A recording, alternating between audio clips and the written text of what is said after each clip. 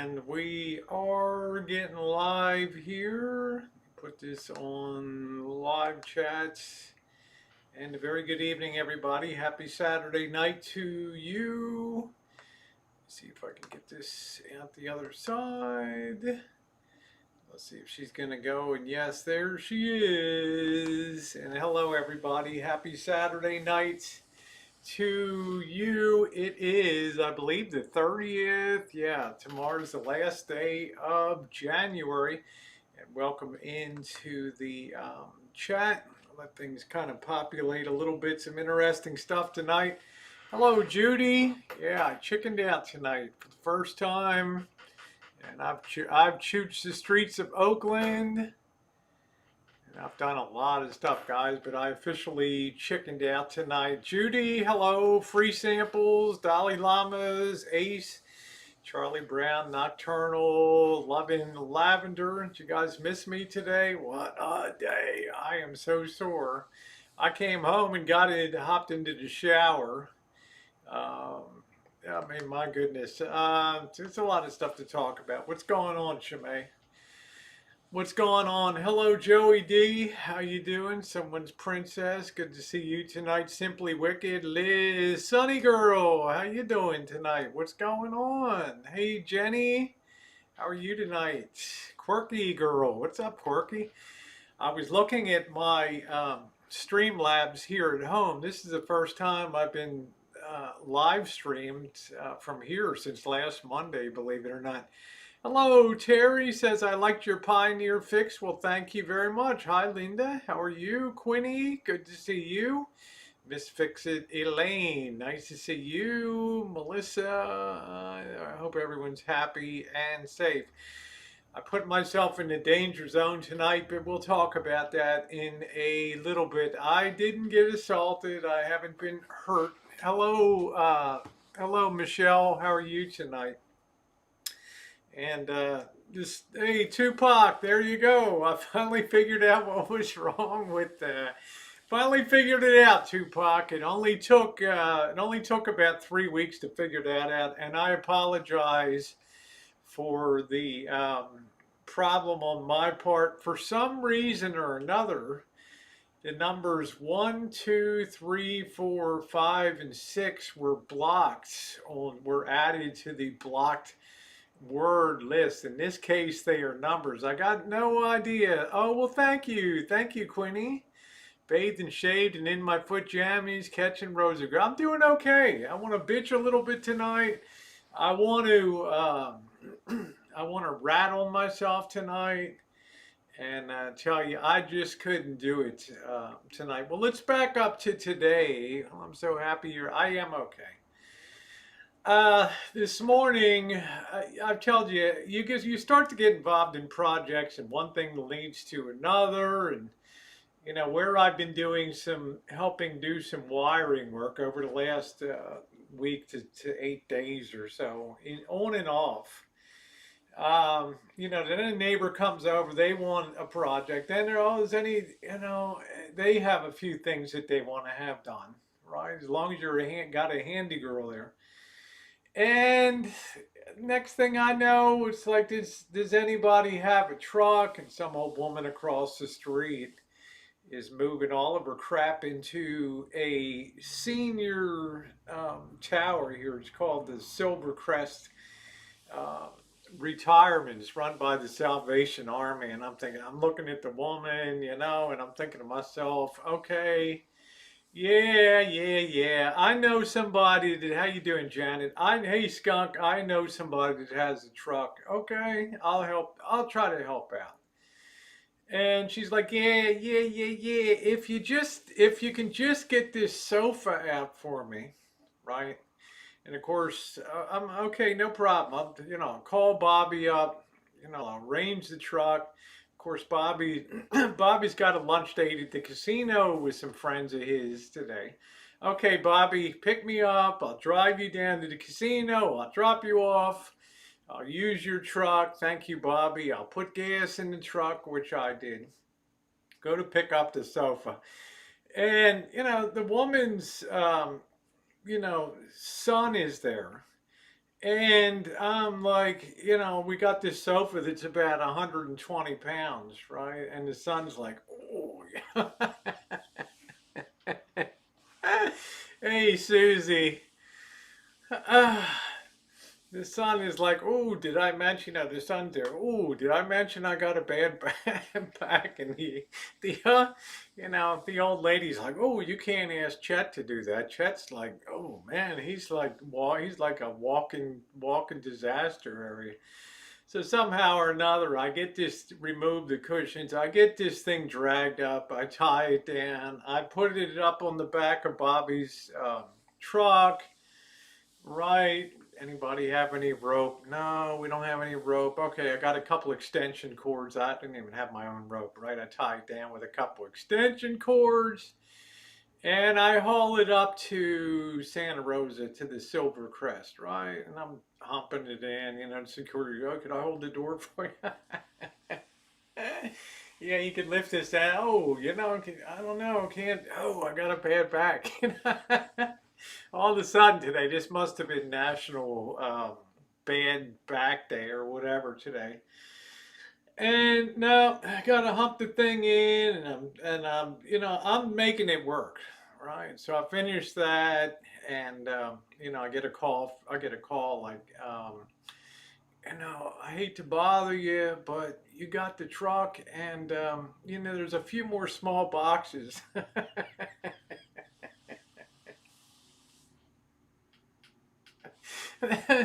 There's a few more small boxes. If you could maybe take them up there. I'm like, no, I got to get the truck back to my friend. I'm just borrowing, right? If I don't get down there quickly to the casino, he's going to piss away all of his money down there. So I go down. I said, look, let me get back to the house. Yeah, sucker.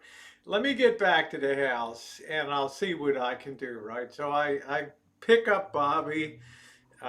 We trade off. He drives me, back home, and meanwhile the phone's blowing up. Right? It's Martha. I hope this doesn't leave me in a pinch, but yeah, those boxes. Okay, I'll be down with my van. Okay. So I go down there, and man, does she got boxes. She's got like every other book published since like 1902, all right, in boxes. And these things, yeah, I saw the snow on the mountains.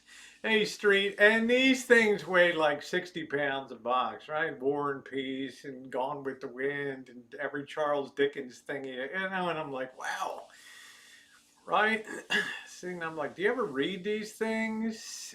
Do you have a place to put this in your studio? He's like, I want it all. It's all family heirlooms. He said, we'll figure it out. Man, I ended up taking like 4 trips back and forth today and humping stuff in and out. And wow, I used my own van. So, hey Cindy, how you doing? Beautiful. Well, you got to do what you got to do, and I want to thank Bobby. I think Bobby's going to come over this week and have a beer. So, I was masked up. I can relate. Yeah, can you relate? I mean, one thing leads to another, leads to another, leads to another. And I thought, okay, I'm finally like free at 6 o'clock or so, and come home. And I guess it was about 5 o'clock. The sun was still up, right? And I figured I'm going to go on a real chooch tonight, right? I'm going to go. I'm going to risk it all. I'm gonna go out there tonight and do something. I'm gonna do something wild. No, I didn't. I didn't go to. It wasn't Oakland. Okay. Wasn't San Francisco, the Tenderloin. No, I didn't decide to sleep out on the street and see if I could do it overnight and all that. Well, Quinny, it's okay. I don't mind doing that. You know what I mean? The thing that bothers me is, Chet's there supervising, and maybe you should put a few more books in this, kind of even the load on yourself. Like, Chet, could you hold the door for me? Like, Thank God he didn't ask me if I'm dating anybody. I don't think so. I don't think Chet could sustain the rigors, right? So I get home and I think I'm going to have a hell of a chooch. I think to myself, of all the local towns that I have thought about, I thought I've never chooched Bodega Bay. Now let's be clear about things. You got the town of Bodega, and then you've got the town of Bodega Bay. And people always get them confused. The town of Bodega is where the schoolhouse from the birds is, which I've taken you to many times. I've flown a drone over this, the old Potter schoolhouse. I mean, I've been to church, the whole shebang, right? But I thought to myself, well, the town of Bodega is only about a block and a half long, right? It's going to be a short chooch. I'm going to go out to Bodega Bay. All right. This is like a 22, I don't know, it's maybe a 20 plus mile run. I don't know what the hell it is, right? So I get in the car and I'm going down the road. Now you got to remember, I'm a real urbanite. Sorry, I'm not catching the side chat. Hi, Betty, and everybody tonight. Good evening. Pardon me for my rudeness. Far would you go for a stream? A long way. Okay, I'm going out Highway 12, which goes out to the Pacific Coast Highway, which goes up the coast of California. And it is dark. And I'm going out this road. Right, a-holes have their high beams on the other way, and I'm thinking, God, I don't know what. I started to go into panic mode because I started to envision all these deers and I don't know what the hell, lions and tigers going to jump out on the highway. Just even gone out there, right? So I'm just get out to the end of Highway 12. I mean, it is pitch black.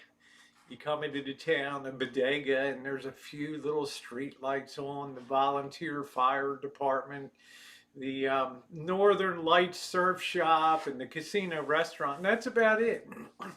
And I'm going out to the, just got to Highway 1 where Highway 12, which runs from Stockton to the Pacific Coast Highway, Highway 1, and ends there probably 120 miles, I don't know, 100 miles or whatever. Just when I get to the Pacific Coast Highway, guess what? The check engine light, the check engine light comes on again. I'm like, oh my God, here I am. I'm about 25 miles from home at this point, and I'm cruising in. I thought, okay, what the hell?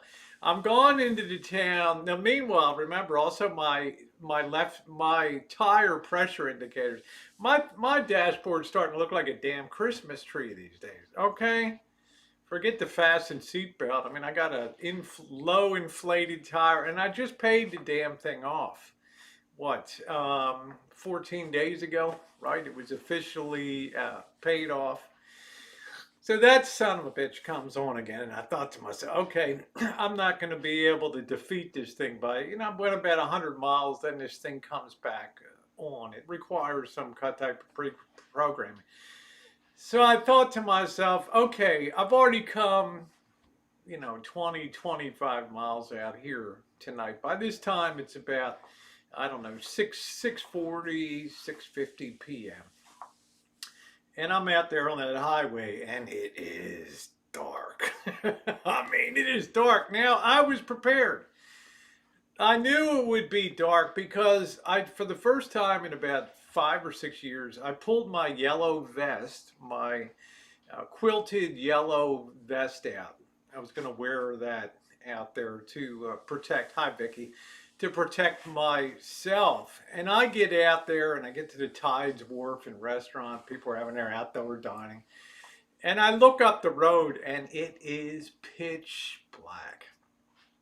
And there are no sidewalks. There's like a 2-foot shoulder. You can't even call it a shoulder. And I'm looking up the road. And I'm thinking, I got to go up this hill and then go through this wild horseshoe turn. The Pacific Coast Highway is terrible up here. It's a snake.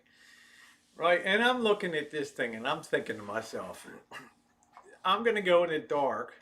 I did bring an extra flashlight, and I'm looking around and I'm thinking to myself, I'm going to get whacked out here tonight, walking on this highway. And I thought, this is going to be cool. You know, there's a couple buildings that are burnt up and all cool chooching. Maybe we find a cemetery and all that stuff out. And we went to the cemetery before. And I'll tell you guys, a cold chill came over me. And you know what I said? Oh, hell no. There's no way in God's green earth. Now, Highway 1 has a lot of twisting turns. And I have to confess that a lot of people drive at extremely high rates of speed on this highway.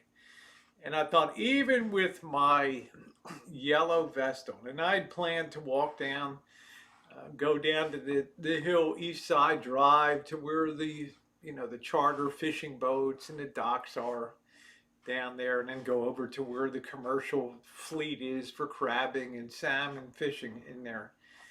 And I thought, I'm going to die. There's not a soul on the road. And I'm going to be walking along these hairpin turns, and somebody's going to come cranking along this highway and look up and see the yellow vest of doom. I chickened out, guys. I absolutely 100% chickened out. For the first time in my life, I've walked the streets of Compton with the camera, the cell phone. I've walked the streets of Skid Row. I've walked the Tenderloin with Mr. Z in San Francisco. Okay, I've had confrontations in Santa Rosa. Okay, but this is the first time that I can think of that I just plain no matter how cool it might be, no matter how wild it might be, because it might have been a 5-hour stream tonight. I don't know, with a lot of walking, but I just said I'm off the bid. I'm not going to be doing this walk tonight. So what? And all the way home, I kicked myself in the ass, and I'm bathing in the glow of the yellow warn. Now the dashboard is really lit up. So I'm going down the highway, and it looks like I'm facing a stoplight all the time. Okay. And I'm just cursing and I'm mumbling and I'm riding by the side road where the Potter Schoolhouse is for the birds, the movie The Birds, and I said, fuck you. I just lifted my finger and flipped the bird to that road.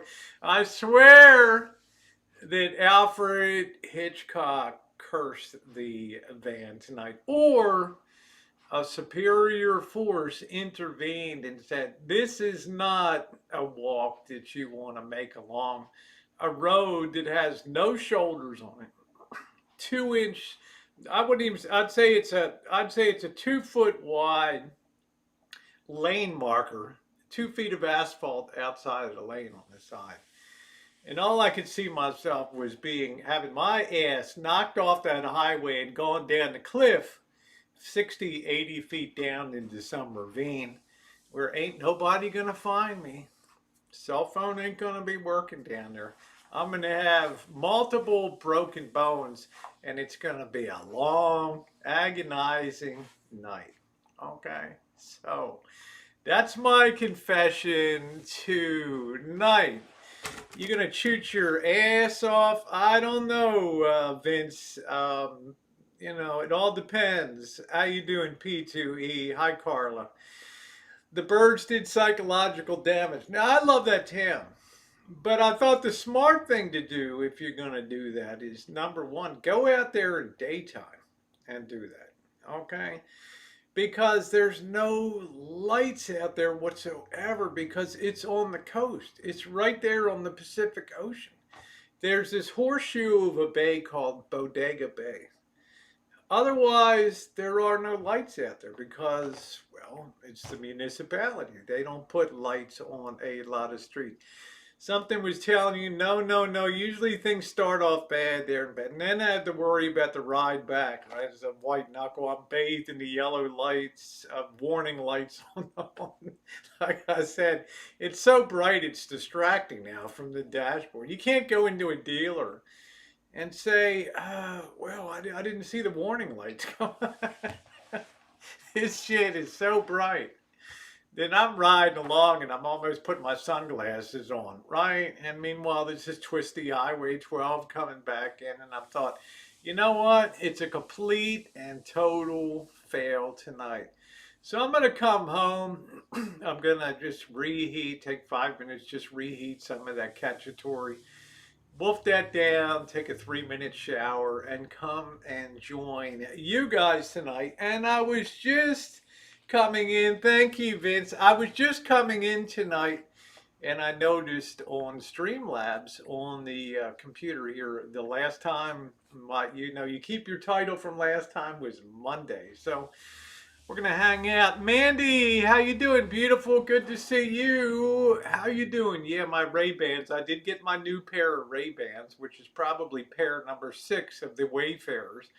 I've put more money into the pocket of Lucata or whatever the hell the Italian company is that does the Ray-Bans. I mean, let me show you guys. This is how stupid I am. Okay?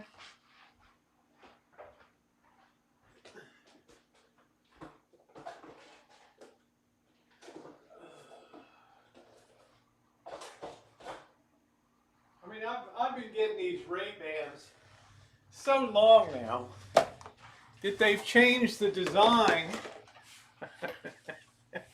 You think I'm bullshitting?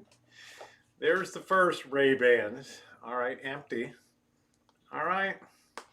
There's number 1. Anybody need a nice, if you get a nice knockoff pair of Ray-Bans, you want a nice case for them? Number 2, we're over to the black design now. Okay. Here is number 3 here, and I'm using it to put a cheap pair of fair sunglasses. If you think I'm kidding, okay, all right. There's number 4. There's number 5. Read it and weep. Okay. Now we all know that for me, the Ray-Bans are the official Chooch glasses. I mean, I like the Clubmasters. They're okay, right? I mean, it's like, right. I think this is another pair. And I think I got another pair too. I just threw out the oldest cases, right? How much money have I put into this company's pockets, right? There we go. Now, should we have a fashion show tonight? Huh? A little high style and fashion on that. I can start my own Ray-Ban case company. And yeah, don't get the idea that I'm bullshitting. Okay, they're all friggin' Ray-Bans here. Now, okay, how can we solve this problem? All right, well, we know these Ray-Bans are $150 a pop. Free delivery. Oh, big deal, right? We're sending you 7 ounces out in the mail. Last time, how you doing, Kimberly? Good to see you, honey. And thank you for being a good friend. And I'm going to address that in a minute. But couple things come to mind. You should probably, if you're a choocher, and I make this recommendation, thank you, Mandy, you're so sweet, and everybody, have the little lanyard things that clip on that just let your sunglasses rest down here when you're not wearing them. Because last time I was out chooching at the cemetery, what happened, right? I had my U.S. Air Force hat on, generously given to me by Joey Dean. I was never in the military myself. And I had my glasses perched on top of that. And what happened? I stepped off the side of a mausoleum and went down hard. So hard that it knocked the stream offline. So hard that I didn't even know that those glasses hit the deck somewhere in that cemetery. I probably stepped on them. I don't know. Right? I'm dazed and confused. Okay, I'm always dazed and confused. I know. But that night, you guys know, how you doing, Canadian girlie? You guys know that I was freaking out that night, and people were like, "Rosie, you put on such a show out there. You knew exactly where you were going." No, I didn't. I asked my moderators on the side, Cheryl, how you doing, Tammy? What's this? You know these? You know the way out of this cemetery? We're like, Rosie, there's nothing on the map about these little roads in the cemetery. Okay. My mind, you guys know, that night was not in a good place because that sun had gone down and I was very worried about suppose I had smashed my flashlight up there, okay, and pitched my phone down where it had gone down on the side or something. I could have been, picture this. These aren't the new ones, Cindy, but thank you. Picture this, all right? Somebody, now imagine that you're somebody walking along with your poodle, right? Some 40-year-old woman, and you come upon me. You got your flashlight. And here's some dumb looking broad crawling around the ground like blind on the side of a mausoleum with all kinds of green slime hanging on it. I mean, what would you do? You'd call 911. And you'd say, there's some freak in this there's some freak in the cemetery that thinks she's like a coyote or something by this mausoleum. I mean, you can imagine all kinds of scenarios. That was a heck of a night. It was, Ed. It was. And in my panic and in my fear, those things just came off the hat because I went down so hard. I have never, ever lost a stream in midstream because the camera got so hard to jolt that it just knocked it off. Remember, I was off and I'm looking at a white screen. And the only thing that's crossing my mind is I've got like 240 people or whatever on the stream. Somebody's going to call the Sonoma County, the Sonoma office, the Sonoma District of the California Highway Patrol, or the Sonoma County Sheriff's Department. And the next thing I know, there's going to be 10 flashlights coming up, woof, woof, dogs, and all this shit.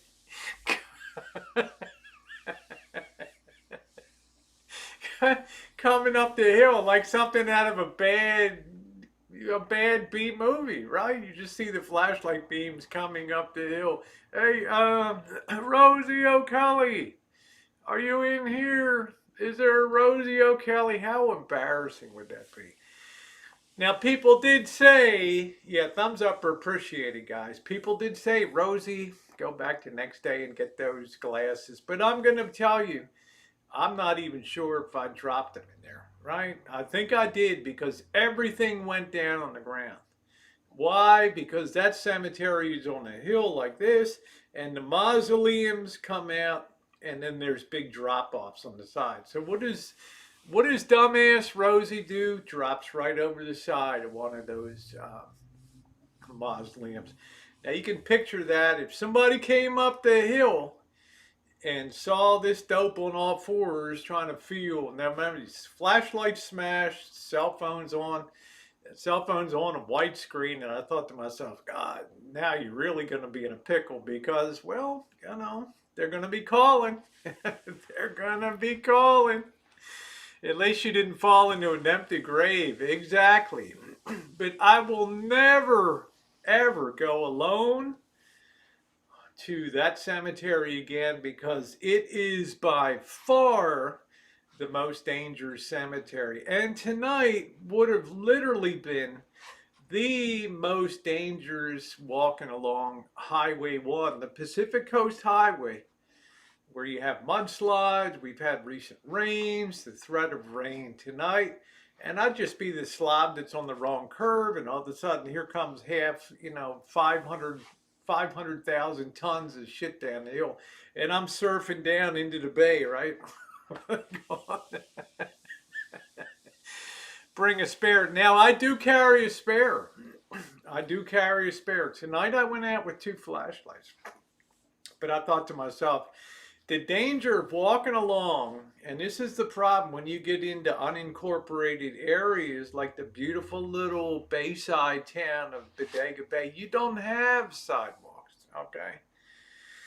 And therein lies the big danger. So I would rather choose the alleys of Oakland, okay, at 7 p.m. on a dark night than to be out there on that highway.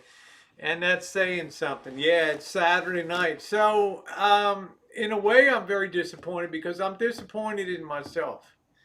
Okay. I'm going to be honest with you because I don't like to, I don't know how to put this. This is not going to sound stupid. I like to challenge myself.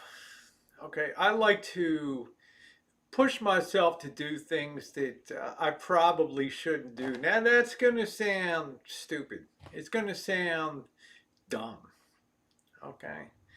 And I've tried to explain it before. There's some people that climb mountains. I mean, I look at these people. If you've ever seen Yosemite, right? You got Half Dome and you look up at that thing and I don't know what it is. 300, 400 feet, just a sheer face on that. Let me adjust this, stay focused. 300 or 400 foot straight, and people climb that thing, and people try to free climb that thing. And you know what? Every year, X number of people die in that endeavor. Now, why did they do that? Because they get a hell of a thrill. Why did old man Walenda walk a tightrope across 2 skyscrapers and plunge to his death, right? Because that was his family legacy. That's how he got the thrills. You like the other brown sunglasses? I don't even know. You like these, huh? Like these ones. Kind of Hollywood. These ones. Right? Skydiving. When Monkey Boy told me I did over 300 jumps with the Rangers. I'm like, man, you need to have your head examined, okay, to climb out of a plane, knowing that, what do we say here? Smitty was 3 sheets to the wind, hung over, coming in the morning. And I hate to tell you, bro, he packed your parachute last night. And you're on the line in the plane and you get that piece of news, right? Go green. How do I disconnect from this damn thing? I mean, literally, you need to have your head examined. Why is this? I hate this. Hold on a minute, guys. This focus is going to drive me crazy. Okay, hold on a minute. We got to lock this focus. This is driving me nuts. Okay, hold on a minute. I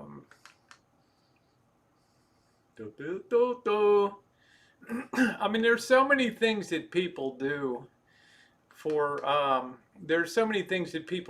thrills. Let me get this, how's the focus? Okay, let's take that off. So we locked that focus. So right. Let's think about some other things that people do for thrills. And I know I'm not being totally. It's actually easier for me to follow the side chat on my phone these days than sitting here when I'm running my mouth. Thank you, John. I just hopped out of the shower. Okay.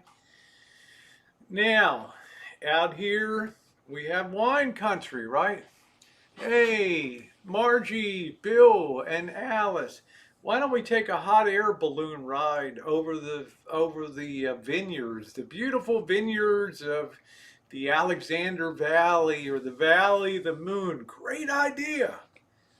Well, do you know what happens a couple times a year? Yeah. Hey, guess what? The pilot just he's having he's having a heart attack up here, and we're like 400 feet in the air, and I don't know, man, just start throwing stuff overboard. That's what they do in the movie, and up and away, man, right into the jet stream. Right? Or you go to hit the flame, right, to get a little bit of height, and here comes the power one. Don't be concerned, folks. I'm an expert navigator. Well, right, those 250,000 kilovolt lines are getting kind of close. Don't worry about it. I got it covered. All we got to do is hit the gas, fire, and get above it, right? Well, anybody got a match? And here, there ain't no way, right? Hit the damn power lines. Guess what? You're not walking away from that one. Remember the vulture? Remember the California vulture that got its guts blown out on the sidewalk early last summer? Heard this big boom. Thought a transformer blew up, and here's a big friggin' buzzard with its guts hanging out.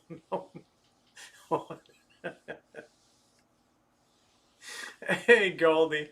I don't need, oh, thank you, off the range. I don't need that kind of drama in my life.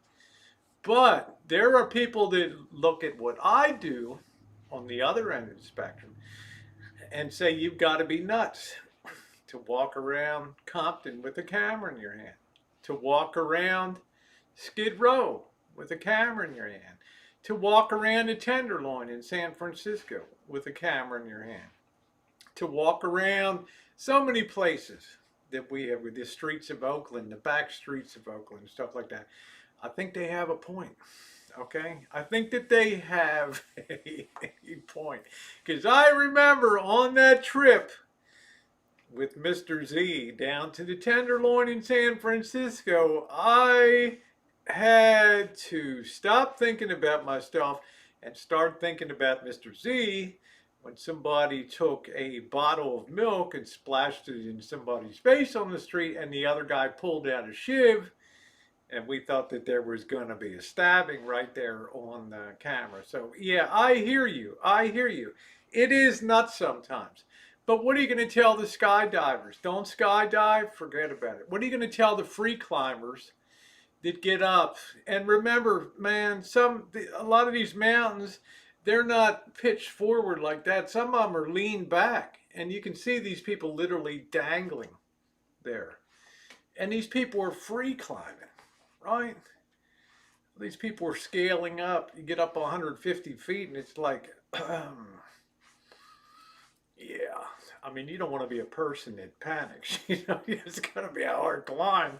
And, whatever fire department or whatever's the National Park Service, got to get your ass off of that thing. You're going to be hanging there a while, right? And they're going to be cursing you when they're rappelling down to get your ass off of that rope, right? Started with that. Hey, Bronson, how you doing? Why don't you be thinking what was good? Well, I do a lot of that. But I committed in the month of January to go to new places. So we did add Cloverdale. We went all the way up north, up to the very northern end of the county. And I thought Bodega Bay on a Saturday night, it's going to be awesome. It's going to be great.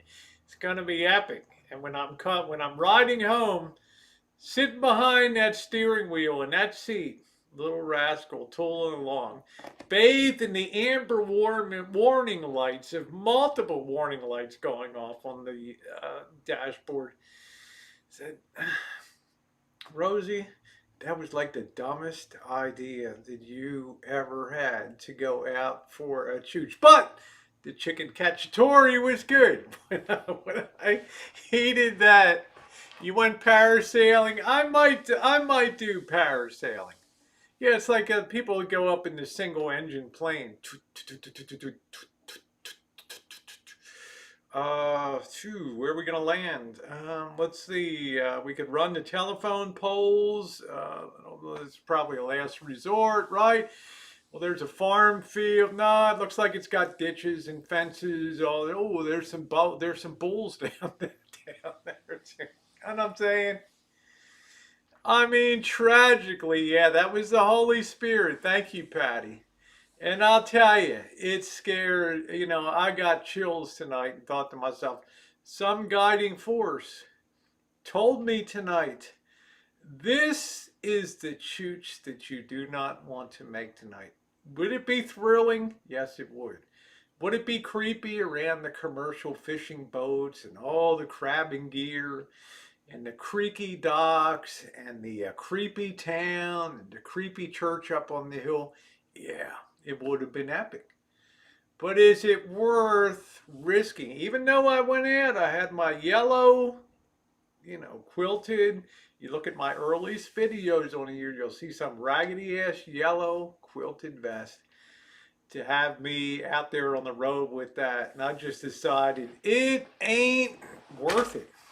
Okay, so maybe this was it. You got to go with your instincts, Goldie. I wouldn't eat a bug, but everything else is game. Yeah, the helicopter, right? The guardian angel. So sometimes, um, sometimes you make decisions for the best. And there's this one section of road before you turn off on the road that goes down. You guys have seen me do a lot of fishing off the charter boat down there. But there's this terrible tight horseshoe. It's almost like a totally closed circle. And people are always smashing into the rocks on the side of the highway because, well, tooted up, margin bill, in their RV. Well, they didn't see that turn coming, right? And they're doing 55 miles an hour and it's posted about 15. And that's it. You rock climb with a guide. Yeah, no blood on that vest. Exactly.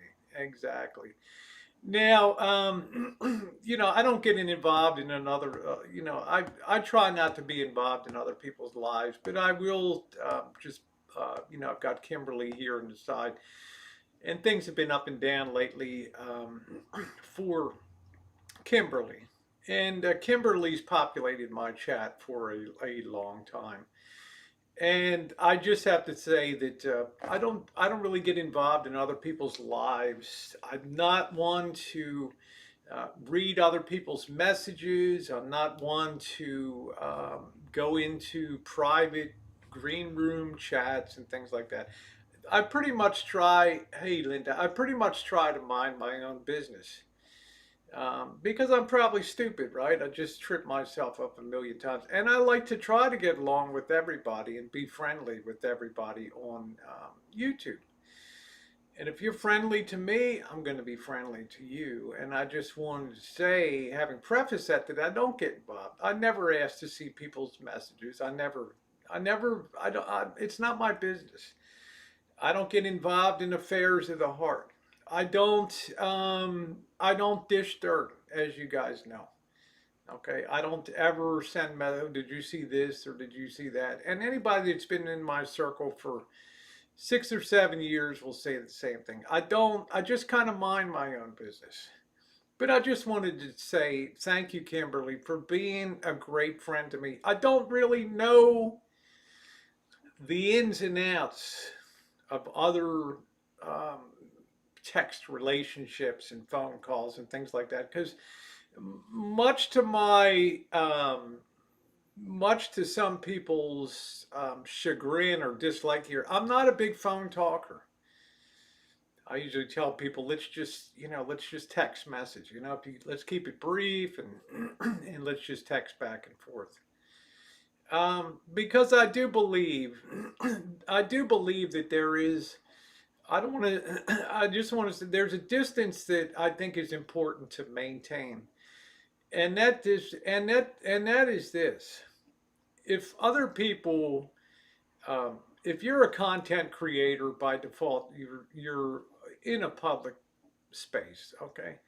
But that does not mean the people that you communicate with on YouTube or a part of you outside of YouTube are also signed on to that public space.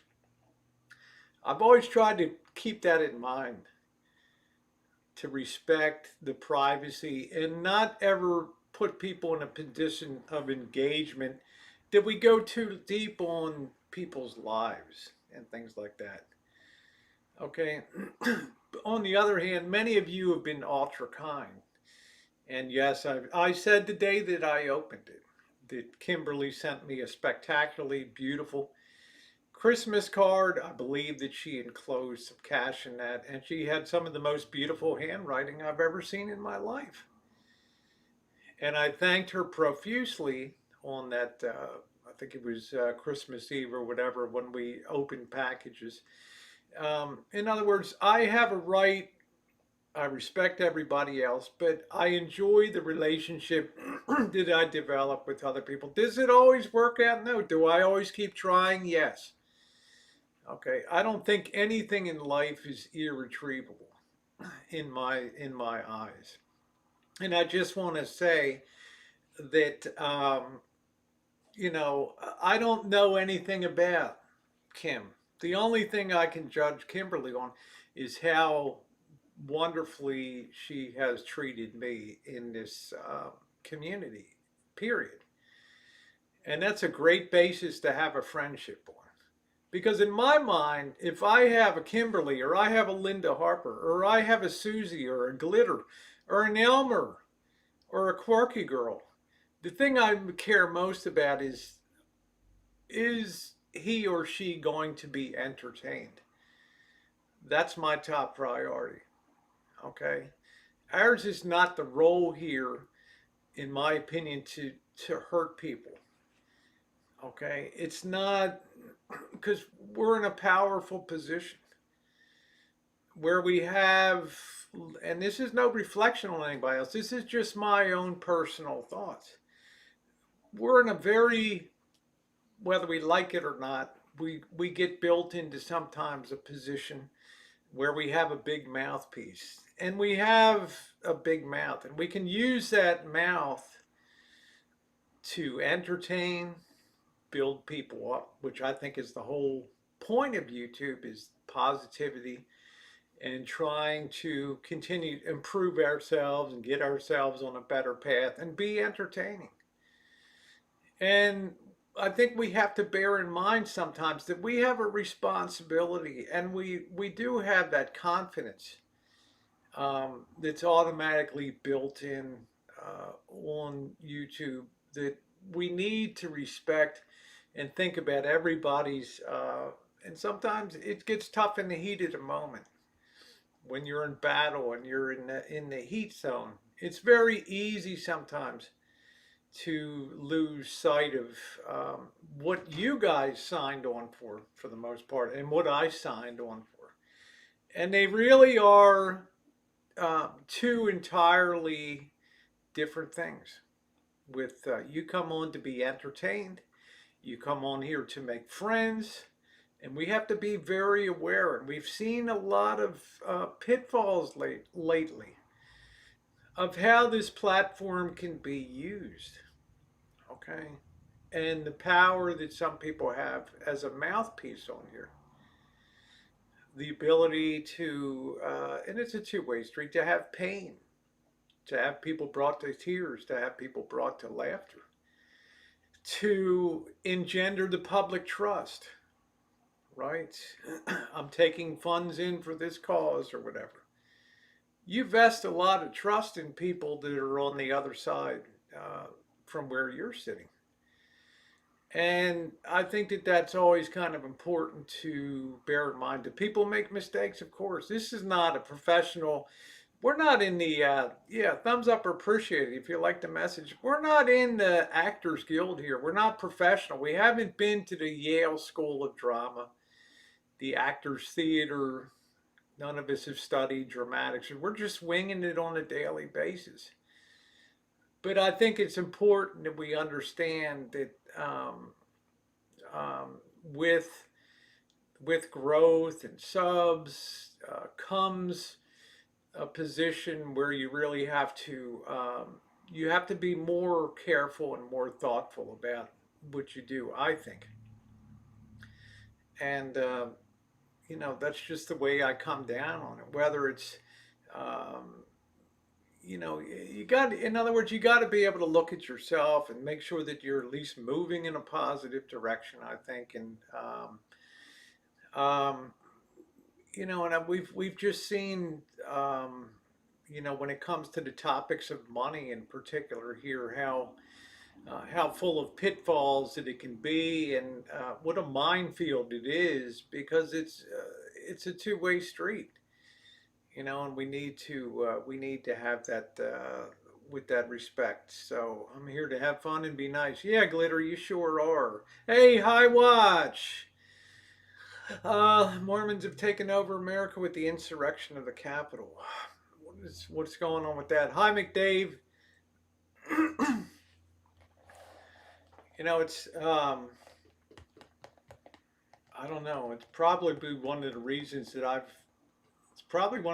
I've stayed clear of some of the monetary things on of YouTube, because it just I gotta choose my words carefully here. It's I came, entertainment was always it's first and foremost on this platform, right?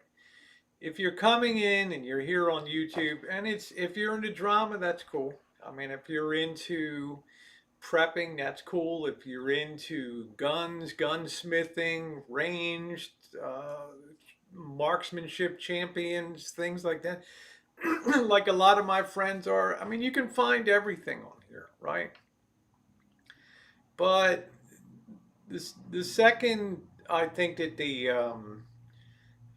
focus shifts solely over to money, then I think you lose a little bit of your drive towards entertainment on YouTube, and you don't really have enough confidence that the rest will automatically fall into place. That if people enjoy, you don't have to tell them what to do. You don't have to do that.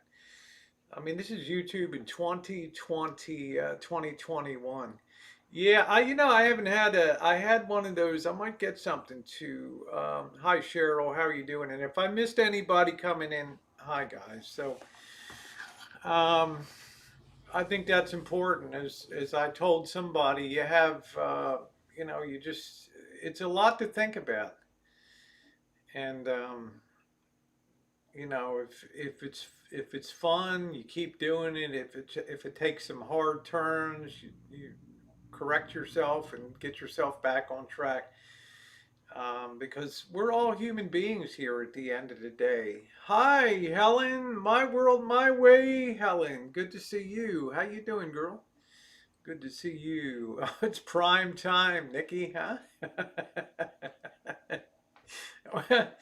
Well, Kimberly, this will always be, at least attempt to be, entertainment. Now, that's not to say other people run their own programs, and if they're happy with it, that's good. It's not my place to weigh in on an opinion about what other people do on channels. Okay, I'm known to click in and listen to things, and pop in once in a while and say hi.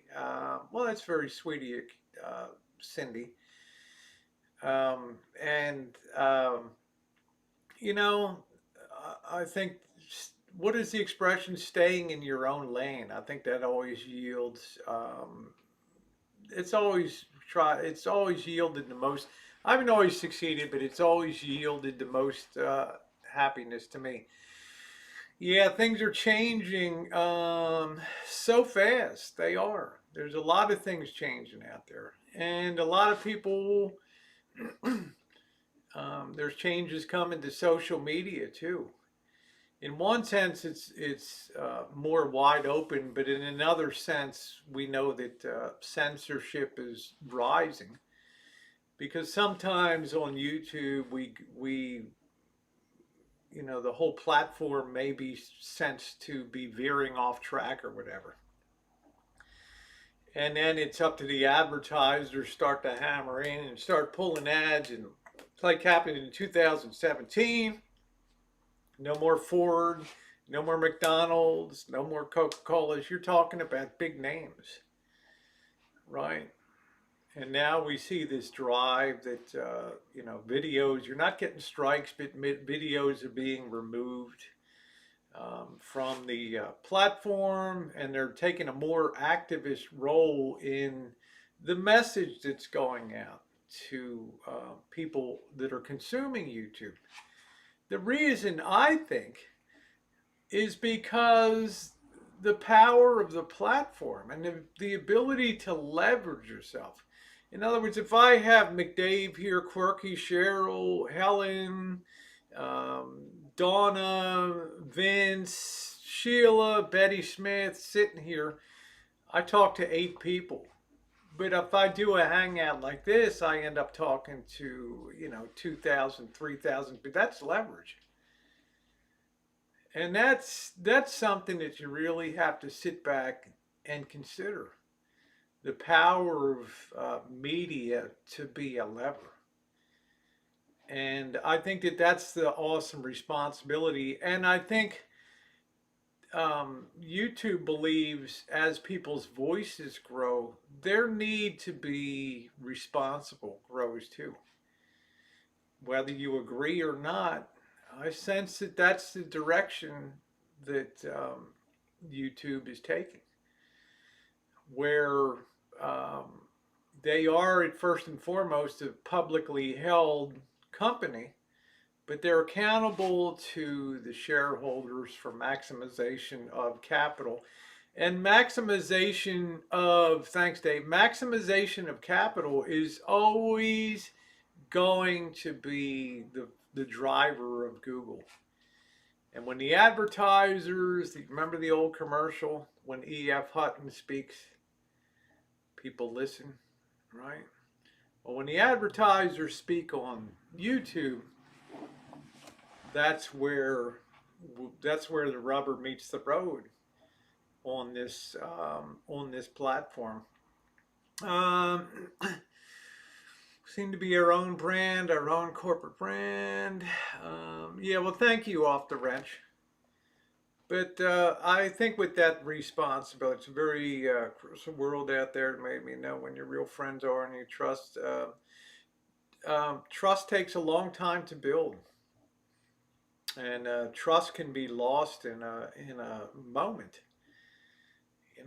And again, this is just speaking in generalities of the platform here and the trust that you build up with people, whether it's and I don't watch drama community, but I know that drama communities engrossed in financial aspects of St. Jude's, and there's a bitter battle waging around that, and it all has to do with the idea of trust. And I think it's the responsibility to make sure that you preserve that trust at all cost.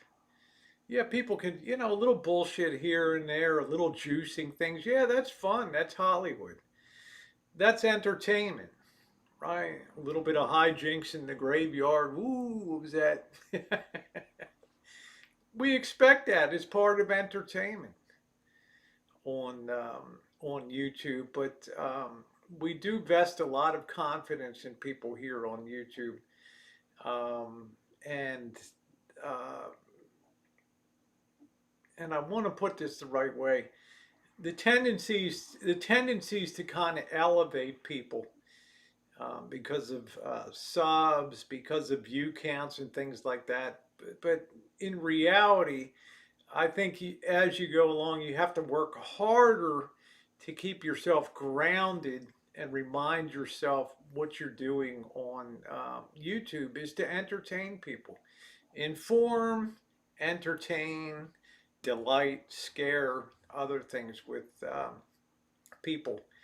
So I don't get involved with product promotions. Those that do, that's great. Christopher had I can't remember what the charger block. he did a video for them and, 300,000 plus views. That's great stuff. That's good stuff. Good for him and for other people that do that. But those, like, and I don't want to call them diversions because I can't say I'll never have it, but things like merchandise and memberships, and because your attention gets drawn away from what you came on, you start to lose your uh, as G would term it, your home base, your base of how you began. And to me, those things are diversions. Those things are going to have you checking other things to see how you're doing. And if everything comes down to views and subs and things like that, then it starts to take the joy out of that. Uh, I think Anna G comes in and out. I'm highly suspect of any prior testing for any of the H's. So I don't know. I'm not sure, but I'm just weighing in on that thought because I hate to see good-hearted people at each other's throats. Um, and split, and it just seems to always come down over money and things like that on on YouTube, and it's kind of a shame, but it is what it is. We made brownies, milk or coffee. Yeah, I'm gonna grab a beer. I'll be right back.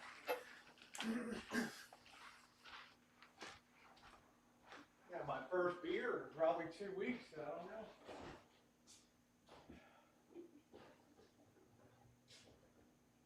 know. I don't want one of those Trulies, right? Oh, just give me that old beer. Give me that old beer. Right, Robert, how you doing? Still waiting for the watch one. What are we gonna watch? What for Rosie? Watch one. Howard Stern touched on this exact topic of why he's never made shirts. He talks about how cheapens his craft. I think it's harsh to say that on on YouTube because you do develop a lot of loyalty to a person and to a channel, and you ride it through all the ups and downs and the personal weaknesses, the screw ups that we make. But if that's your journey, then you're relating to the audience on a human level of the ups and downs of your life and the ups and downs of my life. And I think I kind of agree with Howard Stern that those things tend to be diversions out there, and you start to become more merchandise based and more mercantile in your thought process. Now, some people will disagree. I know Berg's, oh, it's for the fun and all that kind of thing. Well, it is fun. It is fun to sit back and think, what are we going to talk about, or what are we going to do today? How are we going to have fun? It is fun. Let's see, just beer, simple beer, pop the top. Thank you. Well, you're welcome, Kimberly. And like I said, I've enjoyed a stellar relationship. I have not. I'm pretty much trying to stay in my own lane and care about preserving my relationship with you for the long run, not for just the short run. So I let individuals make their own way forward, and I think that they respect me for that too. For just I've never told anybody what to do or how to run their life or who to associate with and things like that. Uh, as fragile as life is right now for everybody. Well, I think now more than ever. And then there's a form of loyalty that's blowing in the wind. Well, I'm not sure about that, Cheryl. But hey, Ma Teresa. But yeah, just I think that message from Howard Stern is, if we're thinking along the same lines, that's cool. I mean, I don't know. there's a lot of thoughts that swirl in my head about that, but I did want Kimberly to know that she has been a great friend to me. We haven't talked on the phone before. I've sort of over talked when she's been on the phone, but there's really nobody that I talk to on a regular basis on the phone on YouTube anyway. So because it's not that I don't care. It's just that I don't think it's my responsibility to know all the ins and outs of your life because I'm not a counselor. I'm not I'm just as likely to give piss poor advice as good advice. Been watching news. 9 inches of snow. Oh no.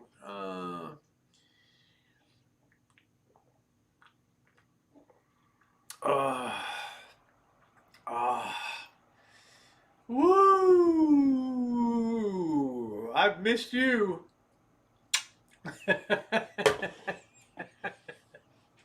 I have missed you. Absolutely, positively. Well, Vince, we're not going to talk about that tonight. Okay? We're not going to go down that path in this chat. We're not going to be led down that path, and we're not going to go down that path tonight. That's individuals' relationships with other individuals. I-80 got shut down. About 1 of 3 inches of snow coming where I live. It was really.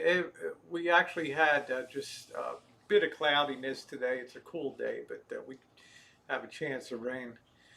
I can imagine what it would be like to talk to one of the YouTubers. Carla, it would always be the hope that it would just be like a regular, how you doing? I mean, I,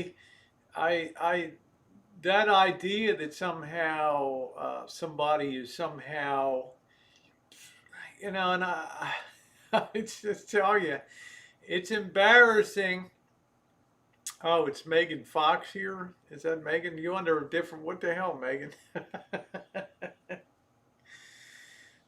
It's embarrassing when you're walking down the street. I mean, it's a beautiful thing, but getting stream sniped on a live stream and someone's Rosie, oh, my sister's such a big fan of yours. I mean, it's beautiful. It's nice, but it gets to that part of YouTube you didn't really sign up for. You know what I mean? Like you don't seek it out. It just kind of happens to you. So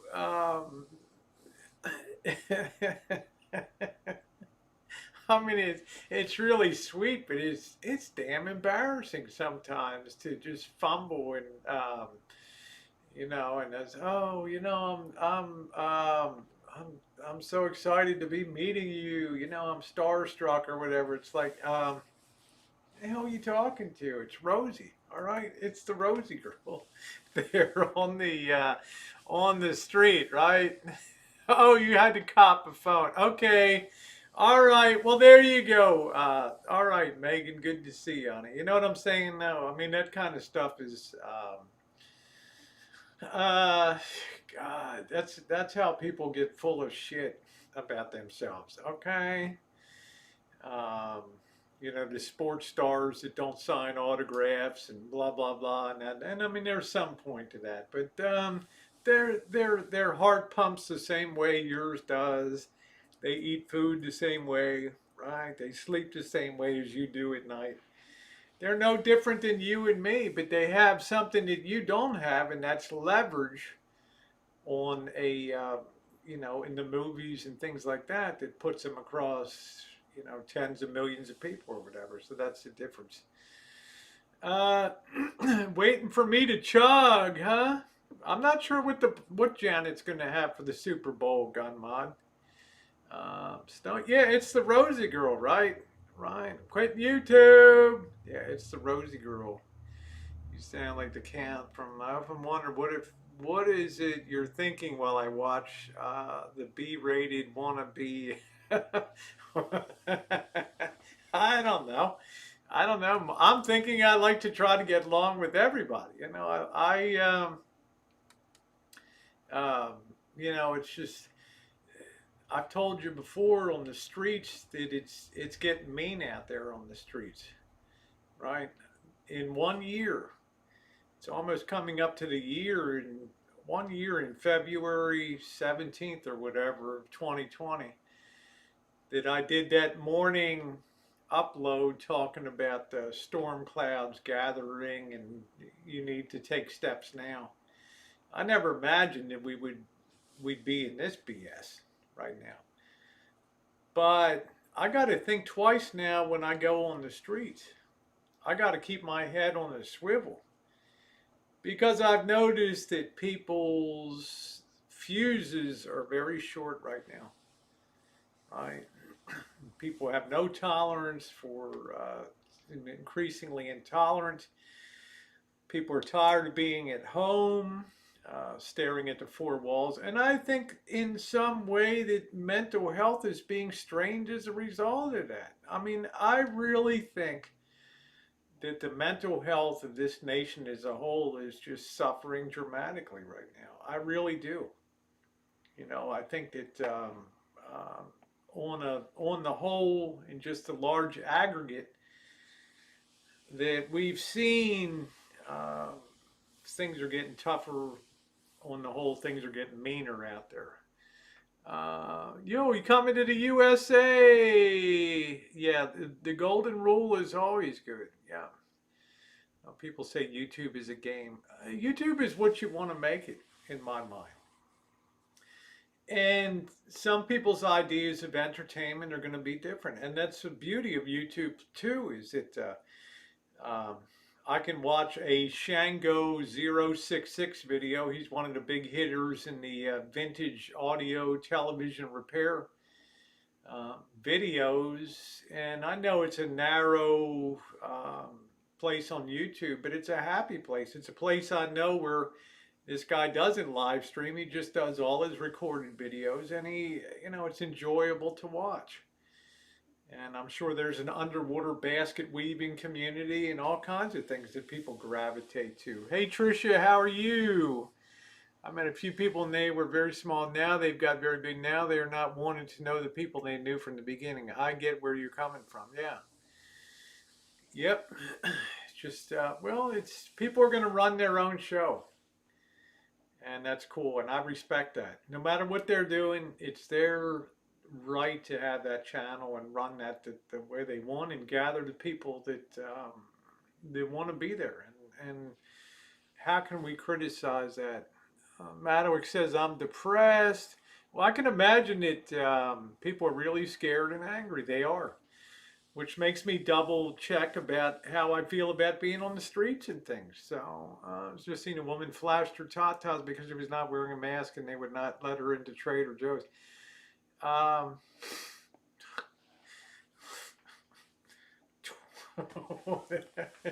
gonna let me in now? Sure. We're gonna hold the doors open for you. And I think everyone that watches pretty much has. I think that too. You attract the people that kind of enjoy. Yeah, underwater basket weaving.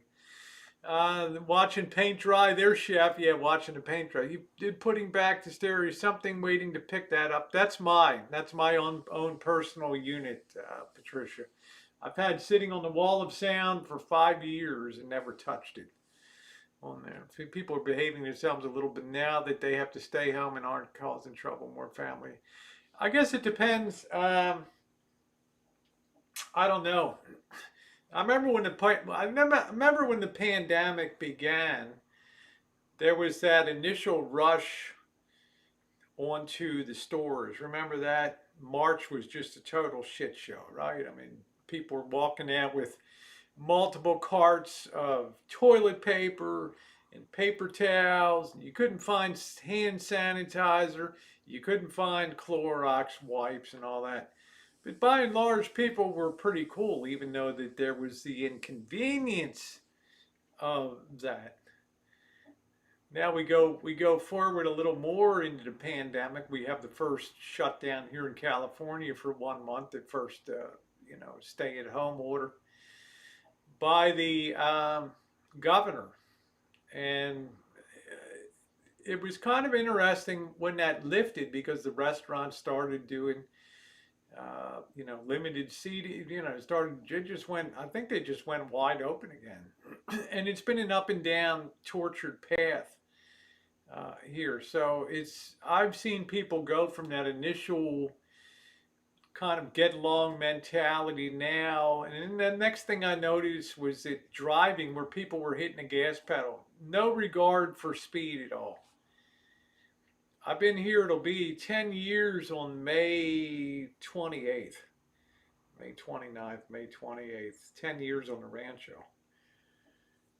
As soon as that pandemic began, and then we had the George Floyd riots and all that stuff, all of a sudden, people just started flying down residential streets, and I marvel that nobody's been killed out here. I could sort of sense that initial breakdown of law and order, that thin blue line kind of being frayed a little bit. And I'm very sensitive to changes in society like that and noticing things like that, the need for speed. And the people, removing mufflers and cleaning out their packed mufflers and things like that, and running hot and all that craziness. So Helen says, my phone broke down. At first I had to sell it as scrap. I'm now back in the house. I don't like it, and it really getting to me where I can't wait to get back on the road. Yeah, I hear you. Yep.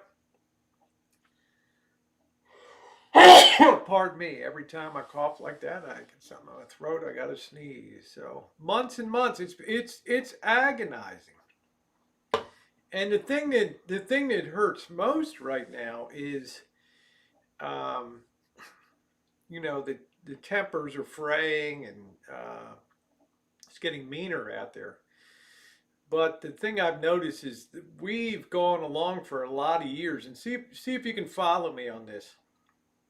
We've gone along a lot of years here where technology has speeded up things in our world, right? Using technology and using science has been a pretty rapid way out of problems and things. Now we reach a point where this virus has us by the nuts right now. And we see the difficulties of battling what I call a shapeshifter out there. Like something out of the Arnold Schwarzenegger movies. I can't remember the one where they had that creature that could go invisible or whatever. And we all want that speeded up, right? We all want the restaurants to reopen. We all want our hair salon. We want our gyms because we're inconvenienced. We're all shook up with what's going on in the state of the world. And it's been a very tough adjustment to take everybody. You have a very, very great routine. And we all tend to be creatures of routine, and just take that and turn it on its head.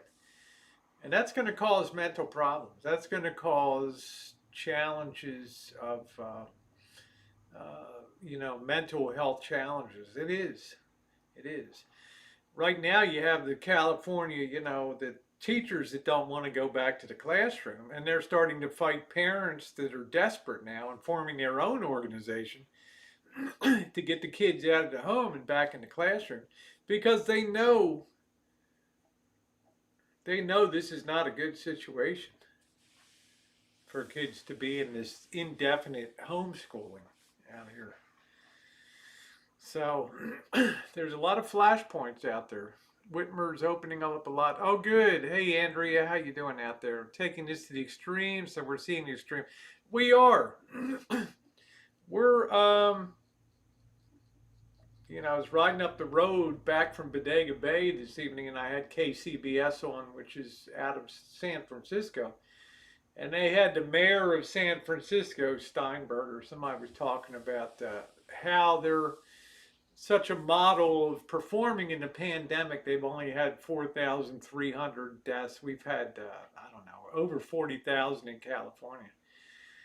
And I just felt like answering back to the radio. At what cost has this been done?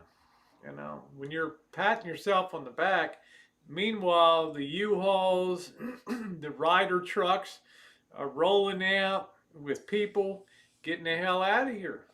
Okay? They can't take this crap anymore.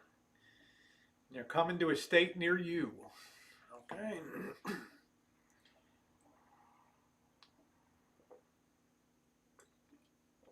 Well, parents have looked on baby as teachers as babysitters for decades, but our whole society today is geared towards Susie. This is not my point. Whether they're babysitting or being taught. My point is there was a built-in routine that when you put a wife to work in the workplace or whatever, that you would have the facility, the daycare, the school structure that you could build your day around that. That's not there anymore. Okay. And it's very disruptive for families that have had this routine for 5, 10, 15 years to suddenly be in a situation where they're confined to the four walls and having to hang over the kids and make sure that they're performing properly or doing not dicking off when they should be doing schoolwork. That's what I'm saying. They weren't trained for this, right? They don't see that as their function. Well, the kids are going to learn differently. Like I said, the death of the office building, right? When everybody started working remotely, companies got the idea, well, this is going to be a good way to trim our expenses, right? To have everybody working from home. Yeah, right. Coming to Texas, bringing, that's what I'm saying, coach. That's what I'm saying. And bringing those politics means over the long haul that things get better here. Okay. California was one of the few places that flipped some state legislature seats to Republican here in the last election, and that sort of scared the hell out of the mainstream blue machine here. Okay. So, what's good for us is bad for you, right? Because we're going to start reversing probably this state towards a more conservative role coming up. Kids, yes, kids are missing out on sports and all that. I wouldn't send them back if it had an option not to, but to each their own. Yeah. Well, yeah, yeah. I hear that, Cheryl. The apple cart is a broken wheel, and the lepers are running wild. Right. Ontario, lack of vaccines. A lot of grocery stores have infected, and the news says the new variant is going to supersede. So far, so good. I mean, Maryland became the second state to report a COVID-19 Africa strain variant today. How often do I check my P.O. box? Embarrassingly, about every 2 weeks. I'm going to be honest with you. There's been so much shit going on lately that, I keep telling myself I'm going to get up there and then I get deep involved in crap and I totally flips my mind. They're not open on Saturdays. The lobbies aren't allowed to be open here, okay, because too many people vandalize, bust into P.O. boxes and stuff. So now you can't even get into the boxes except during post office hours. Yeah, good for you. Good for you, Megan. EB's no, I don't critique EBZ's fashion choice because I value my good looks. I don't want EBZ. Bam. Have a lot of outbreaks now in school. Yeah, you have something to pick. Yeah, I know, Patricia. It's probably quite a few things, and I apologize in advance for that. States like Florida who weren't so draconian are winning. Yeah, at least you got your vaccine. I cannot get any info on who just had 3 strokes and appointment. My group isn't even scheduled yet. Well, yeah, everything is priorities, Andrea. A lot of people visit anywhere they wanted for the holiday, hence more virus.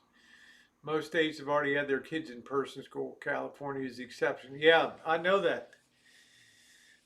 And I think that's a lot of the. Well, we're right behind New York in the number of deaths, and like in L.A. Let's face it, guys. L.A. was a total shit show for the past 2 months. They've been carrying him out in body bags like crazy down there, right? A little bit better here, and a little bit better here in Central California. A little bit better. Good night, off the wrench. We both have new. Well, that's going to be the problem.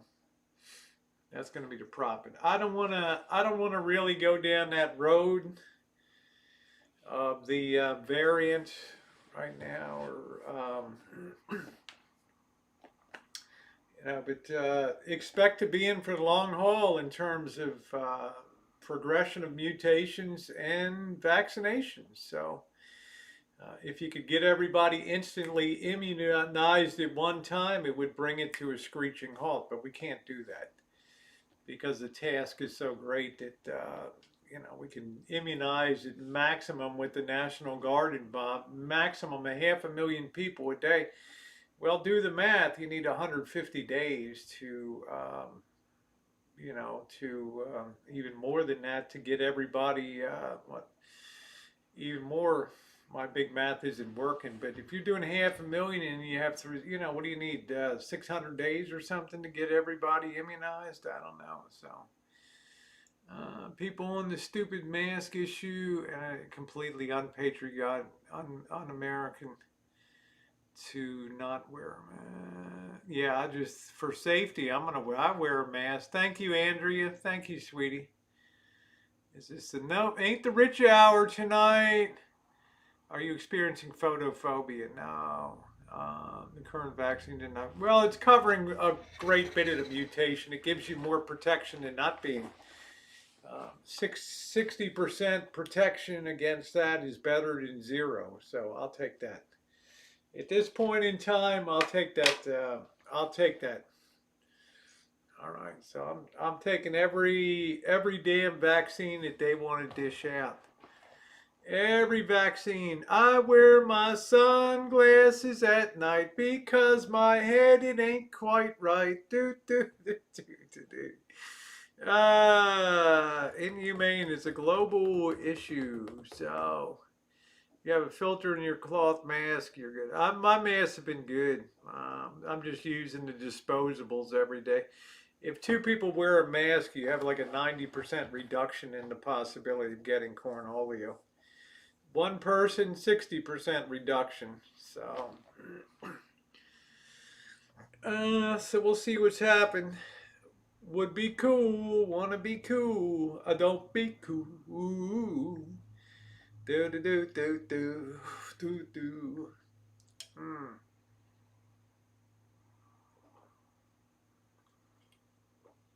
Oh, well, I think it pretty much means that you won't get the main strains of it. You'll have more protection than somebody that's not unvaccinated. There's no guarantees.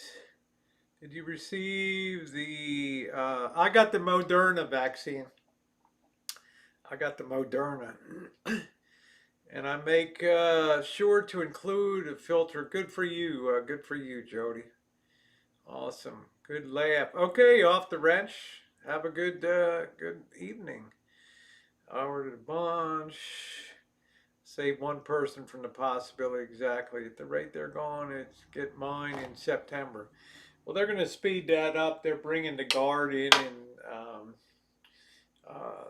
dentists. They'll be opening tons of satellite sites up as fast as they can. Yeah, I didn't even get a fever. Thank you, Liz. I had just some tenderness where I had the vaccine there.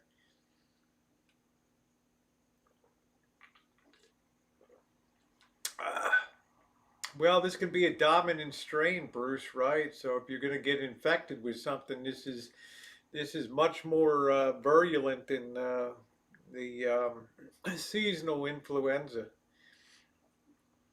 I've been supporting a small business and another problem by making good for by buying masks from them. Good for you, Cheryl. Well, it's not often you vaccinate a population of a nation, Janet. It's a huge choose. It's a huge task. I don't know, SpaceX. Do you get your diaper blown out when you don't make it to the toilet in time? I don't know. Tender yummies. Hmm. On the plus side, the Christmas masks are on clearance everywhere. Yeah, stock up there, Cheryl. Everybody here wears a mask. I mean, everybody here wears a mask.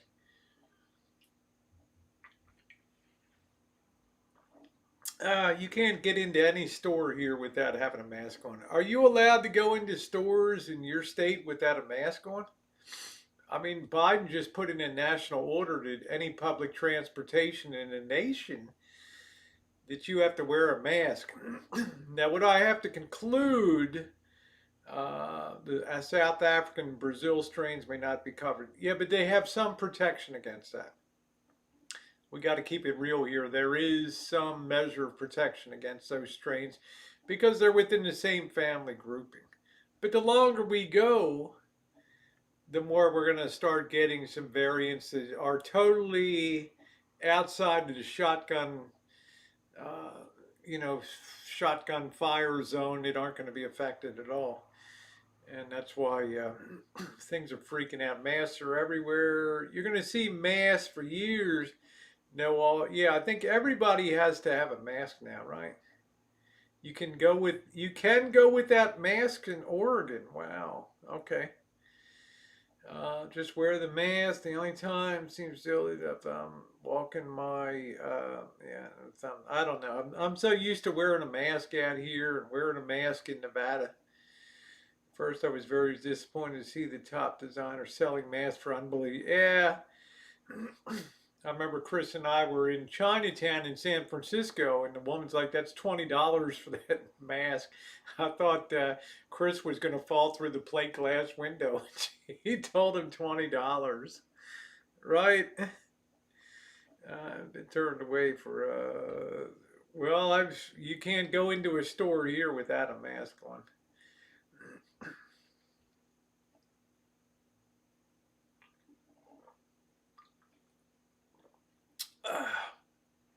64% isn't bad when you consider it's a variant. The effectiveness is 90 some percent with the main strain of COVID. So anything on the family tree is going to have some efficacy against that. It's going to have some effectiveness against that. I'm sick myself right now, keeping it safe, staying indoors. Really bad upper respiratory. I'll be going to bed soon. Oh, okay. Well, I hope you feel better soon, Kimberly. Rest up. Have a good one. Maybe have a tele-visit with your physician or physician assistant or nurse practitioner. Rhonda says starting Sunday, if you travel back into Canada, you go directly to a hotel that's supervised for 3-day quarantine and pay for it as well. Ooh, $2,000. Ay caramba! Donnie says, yeah, we're wide open in Biloxi, Mississippi. If you don't have money, well, I'm just saying it's stupid. You can go into any casino now; they'll give you masks for free and all that. So, Louis Vuitton, they look like hundreds of dollars for feeding bags. There you go. I like that, Megan. That's pretty damn cool. Imagine a Louis Vuitton designer. Figured somebody would be jumping on that. Oh, get arrested over here if they kick off trying to go into a shop without a mask on. They just don't, they won't serve you. Now, I'm not a cosplayer. Uh, let's see. Tendy's probably a backgammon player.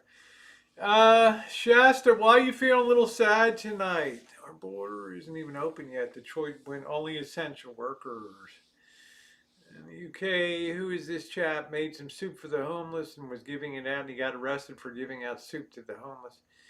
I don't know. They don't want any contact at all.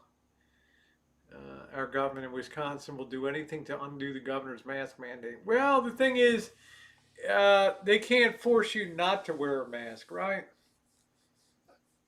Right. Even if you don't have to wear a mask, not required, it would be smart to wear one because of the airborne droplets. Anything that is even a minor barrier to that could be a lifesaver for you. So people wear fake Louis Vuitton.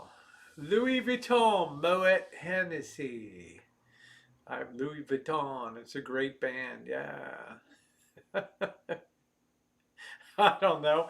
Why do people have fake Rolexes? Why do people have fake Coach bags and Michael Kors and Dolce? Right? Okay, Elmer, take care. Right? Because people do crazy shit. Right?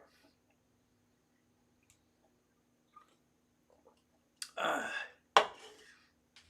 remember, a lot of women are used to putting a full makeup on and all that, and now they got to wear these masks, and it's like, oh, this is crimping my beauty moment here, right? I look like a bank robber, Giorgio. What are we going to do? Well, you could at least let's just get a couple Louis Vuitton. Then we'll still convey the message that we are class extraordinaire. So now my check engine light's on, so I'm going to throw in the towel. On Monday, I'm going to make my appointment.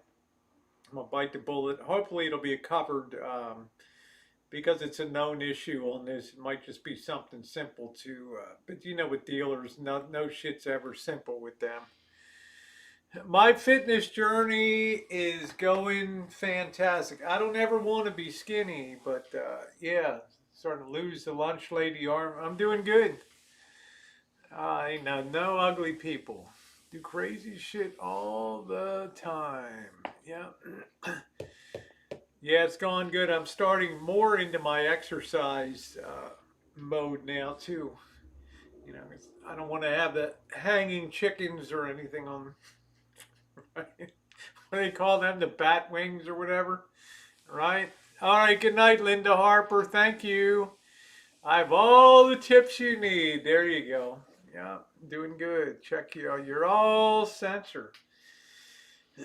I worry about people like Donnie and driving Uber day in and day out. And I mean, there's all people that come from different areas of the country and stuff like that. That's so far so good. So far so good.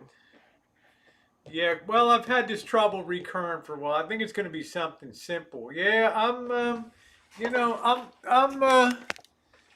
right. I'm feeling pretty good. Right, right. I'm feeling good. I don't ever want to be skinny, but right, I'm feeling okay. I know everybody wants me to burn my sweatpants, but this is like my Linus security blanket, my sweatpants. So Cheryl, don't say anything, okay? Yeah, don't lose those curves. Yeah, yes, he's a brick. House do do do do. I've been thrown. Hmm.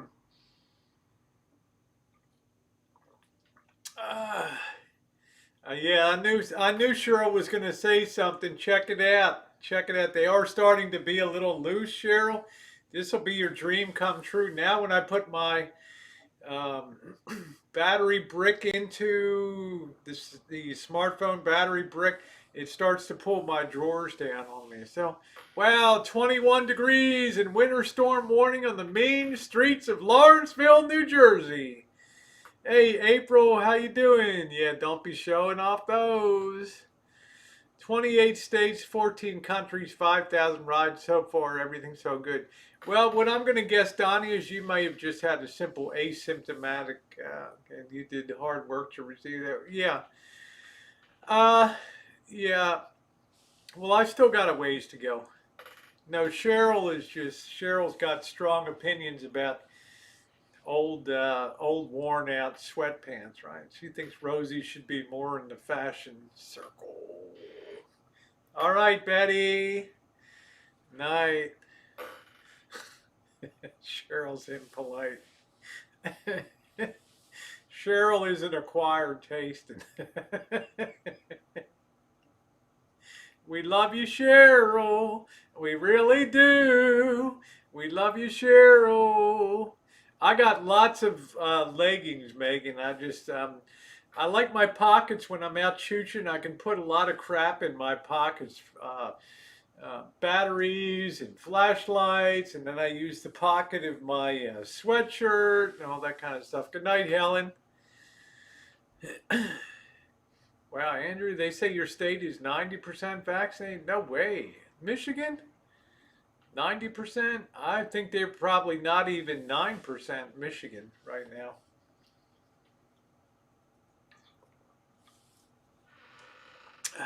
Make that ass look incredible. Yeah. It's probably got one of those nice butt lifters built into it, you know. But when you think about it, right, Megan? You get home with that sexy guy and you're like, oh no, I got to take off my butt lifters. here goes, here goes the gates of hell down. Oops, the hell happened? Could you put them on again while we're having sex? Okay.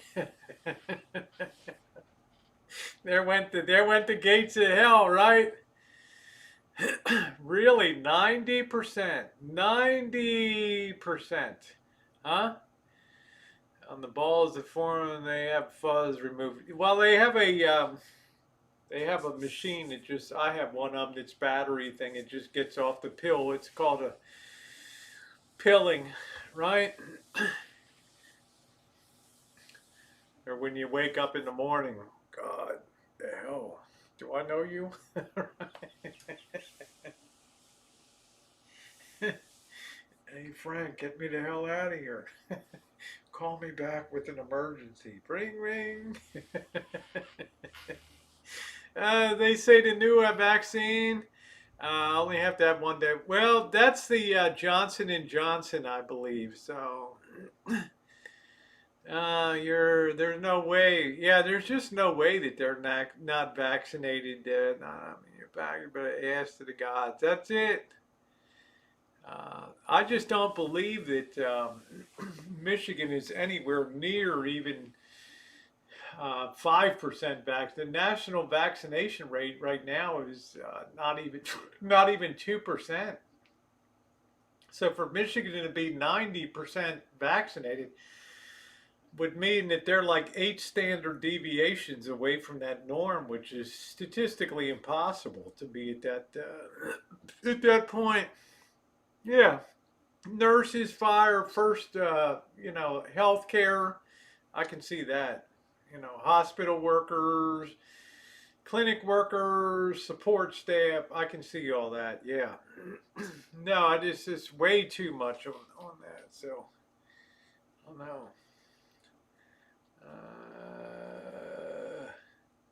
Yeah, they just released the evidence. Johnson and Johnson just released their vaccine statistically, but there's been 0 deaths reported on their vaccine, 0 COVID deaths. So there's something to be said to that. Well, that's going to be the problem, Kaylee. A lot of people are turning down the vaccination, and believe me, I see it as a personal choice, and I've said that 100 times. I made my choice. I'm getting my second dose the 22nd of February. It's up to each and every one of you individually to make up your own mind about the vaccine. Okay? The problem is when you have a large segment of the population that will not be vaccinated, then that becomes the breeding ground for variations and mutations of the current virus. So it leads to possibility of reinfection with new mutations or infections of people that already got the vaccine. That's the basic problem on that.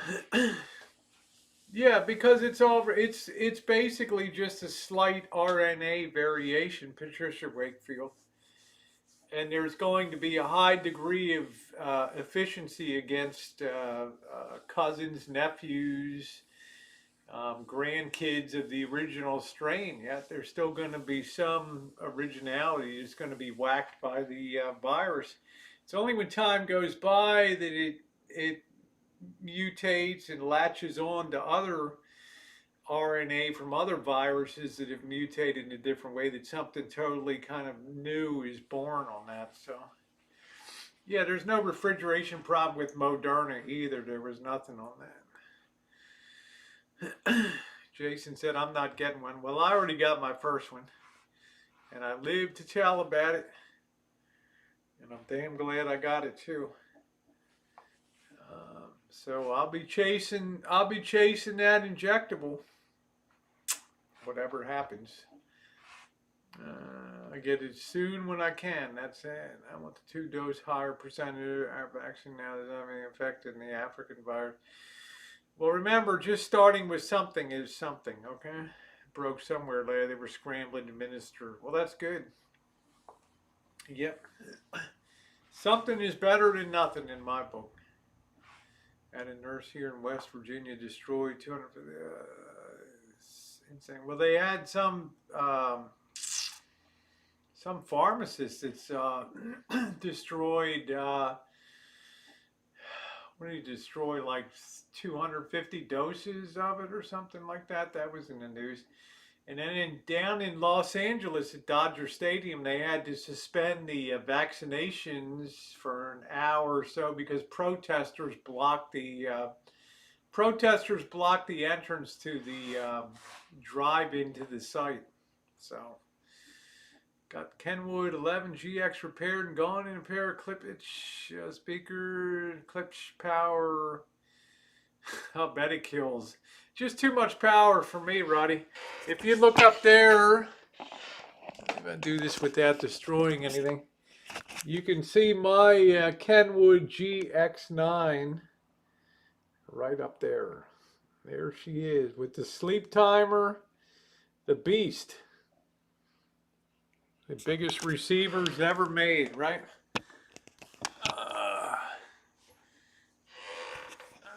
Do you also get, yes, I got my pneumonia shot, yep, and I'm going to be getting my, as soon as I'm a safe distance from the second dose of the COVID-19, I'm going to get my shingles vaccine too, yeah. They'll be kicking at that back. They actually have other companies that weren't successful in their vaccine trials, like Merck. Merck decided not to pursue, but Merck can also has a lot of capacity to also produce other companies' variation and enjoy some of the profit of that potentially. So there'll be a lot of capacity making this vaccine. Hey BB, yeah, I'm getting my shingles vaccine. Yeah. I've always gotten every shot that I can always ever get all my life. I'm so sick of it. Yeah, we're all sick of it, Kaylee. We're all sick of it. Second dose of shingles, no reaction. Good, Jody. I got to get my second dose. Andrea got both pneumonia shots. IPV, inactivated polio vaccine. Yeah, well, I do have an O negative blood type, but it's no guarantee. My father was O negative, and he had a brutal struggle with COVID for 30 days. So you'll get stuff and blah. Love the GX9, your audio collections. It's okay. I'm looking forward to putting the Pioneer GX 949 back on the shelf. I couldn't find, Roddy Dog, I couldn't find a good commercial unit to put up, so Missy, Jen, and I designed and built our own wall unit. And I put extra jacks underneath the floor for the weight of it. So my dad had polio. Yeah, there you go, Andrea. Yep, yep. No, but you should be buying the shingles anyway. It's worth it. Misanthropist shot by Miser and Company. That's it. So GX9. The problem is now I can't even get that off the shelf safely without some bull of a guy helping me to lift that off. There's no way. That thing is like almost 75 pounds or something crazy. I can literally not get that thing off of the shelf. There's no way I can get that down. But not totally white, but a pink. Oh, well, thank you. Thank you. It's lack of sun. I can't wait to get my summer tan gone. Right. Did you get to FaceTime him? Yeah, I got to do all that. Yeah, yeah, got to do all that. But you got to remember, my pop, 91 years old. That's a good long life. No regrets, right? And they sent him out good at the end, and that's all we cared about. When somebody tells you the only thing keeping alive is machines, well, that's a one-way trip, right? Don't expect quality audio. I'm excited. Yeah, thank you, Bruce. I just did a little spruce up on that. I didn't go all in on recapping and resetting the bias and all these things that people do. It's my philosophy. If it ain't broke, then leave it alone. Too many people screw around with uh, what would you call it? Renovating or refreshing audio equipment, and they end up screwing it up. They can't wait to get in there and become parts changers, and then they end up destroying their units. So, yeah, there was no point to it. Yep. Oh yeah, I had a lot of great years. Love what you do. Well, thank you, Megan. That's awful sweet of you, honey. That's awful sweet of you. I really appreciate that. Jamaica for summer. I want to go to Hawaii. Now I'm going to tell you guys.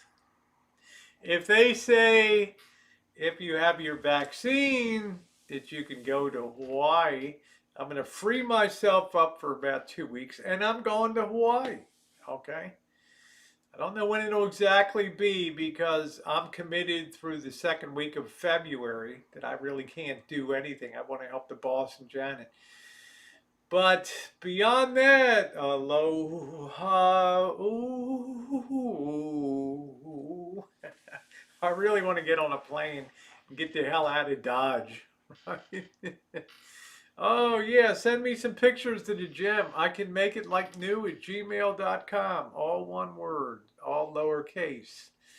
I can make it like new at gmail.com. All airlines here just canceled flights to most tropical destinations. Well, it'll depend on, vaccine passport card and all that. So, I mean, that's important thing. Oh, of course you wear a mask.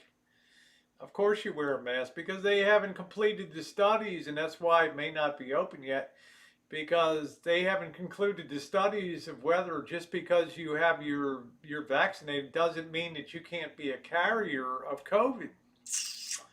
All the more reason to continue wearing a mask, right? Care about the next person, right? Damn, you don't want to get stuck in Hawaii. That's it. That's it. No, I don't really want to go to a luau. I'm not really into that. I hate poi. Off the Wrench says, February is my birthday. I had poi in Hawaii and I was like, God, this stuff is gruesome. Right? Everybody's dipping into the poi. Like, really? Reminds of the old days of the fondue when everybody was, hey, Frankie, you're not supposed to dip the same thing in again. Cheese fondue, that short-lived phenomena. Everybody's getting sick on the fondue. Great grass shirt. Okay, Andrea, great to see you. Honored to see you in the chat tonight. Spend her days chain smoking and cursing. I'll bet. Yeah, I'm just, you know, the Hawaiians and the people that have lived there, and I lived there for 9 months, and they're really repulsed with the ideas. There's the there's the tourist sector which the native Hawaiians can't stand. Right. I mean, if you look at the Merry Monarch Festival that's held in Hilo, Hawaii every June, it competes all the different hula schools across all the different islands, Molokai, Lanai, Maui, Oahu, Hawaii. They all come in and Ni'ihau, which is a private for Hawaiians only.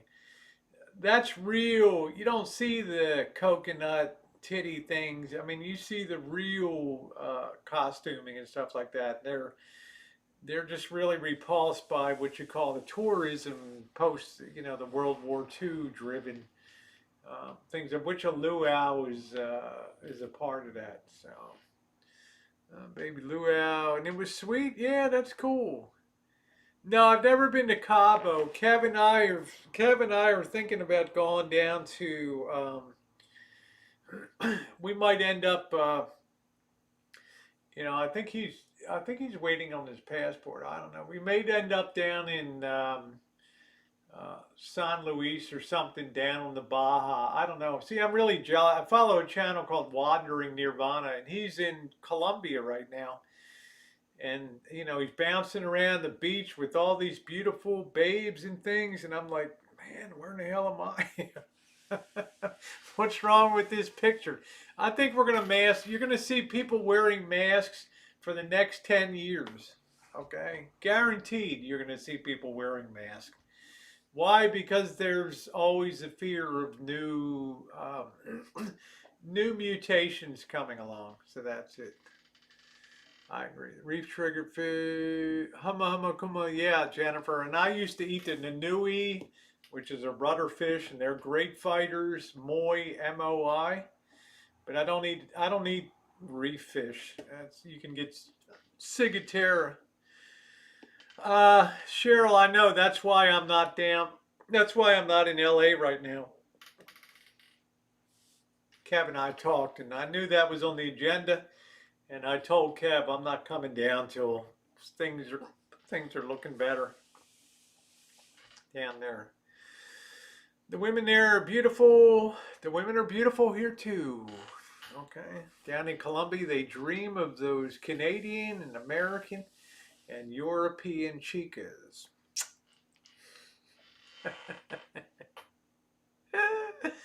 Is that Jefferson T. Rowe? Is that the real Jeff T. Rowe, the ice skating champion of Kansas? As I live and breathe. How are you, Jefferson? Good to see you. How's everything going? Ray, Trent, everybody like in the pink down there? Tell Trent I said, hey, hi. Just a Hawaiian friend whose baby was running in their backyard. Oh, well, that's cool. That's a different kind. That's an okay luau. When you have your friends, you get you get roast pig and you get the whole thing going. Family tradition, weddings. That's cool. That's cool. Yeah, we all love Jefferson T. Rowe. Yeah, I'll check it out, Jefferson. I'll check it out. These Ray-Bans need a trip to Hawaii, right? That's what they need. They couldn't believe I buried the pig. It's amazing. Did you put the leaves on top of it? Did you have the whole? You know, you go out, you do the fire with the wood, and then you let the coals burn down, right? Then you put the leaves on, you put the pig on, and then you put some more of the big leaves on top of it, and then let that smoke all day. I mean, I would love that kind of. I'd love that kind of pork, right? Good for you, Megan. I'm so proud of you, honey. All right, all is well at Cracker Barrel in Wichita. All right. Well, good, Jeff. Please, yeah, bring your ice skates. Please send my regards to Trent. Tell him I was asking about him. And also Ray Ray. God, Ray Ray's got to be, how old is she? 11 or something now? I don't know. Hey, Grand, how are you? Coffee, burlap. Yeah, that's it. That's it. Nice to see you. Yeah, and beer too. Wow, Jefferson T. Rowe inviting the Rosie Girl to Wichita. The people train don't run out of Wichita. That's the hogs on. Remember that? Planes, trains, and automobiles. Rancho Luau. I wouldn't even know how to do a whole pig. The lays always long enough to try. I thought that's a tradition. I can't really knock the lays, but I remember going down to Chinatown and there were some really famous lay shops, and these ladies did spectacular work. And I noticed in California, like at graduations, lays in high school and college are also very common too here to go get a flower lay and all that. Plumeria and all that. They smell great. Yeah, that's not a pillow. My favorite scene in that movie was the dirty water with the socks, washing your face in the morning. Oh man, that was like, oh, that is so gross. Learning how to make dumplings. So, well, ladies and gentlemen, it has been 2 hours. I am kind of dog tired from doing all that moving today. I am just kind of plain tuckered out.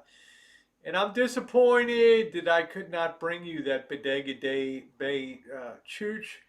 When things get a little calmer and I get the van checked out and all that, I think we'll make that a nice daytime Chooch. We'll go all exploring around, nosing around and all that. Well, thank you, Jefferson T. Rowe. I've known you. You're as OG, you're POG, pre-OG, Boyd. And I've always had nothing but the highest respect for you with the way you conducted yourself with your wife. And just, I love your family to pieces. I continue to follow, and you by far have always been one of the most truly original and entertaining people on YouTube. Even when you were burning up the vintage Sansui I sent to you, right? All right. How can you not love Jeff T. Rowe? Anyway, thank you all. Good night to you, Patricia and Megan. What an honor to see you in here. Jefferson T. Rowe, thank you to my wonderful moderators. Thank you, thank you, thank you. And see y'all tomorrow. And if you haven't hit the thumbs up button, please take a second to do so. It is most appreciated, and it doesn't cost 1 penny. Thank you, everybody.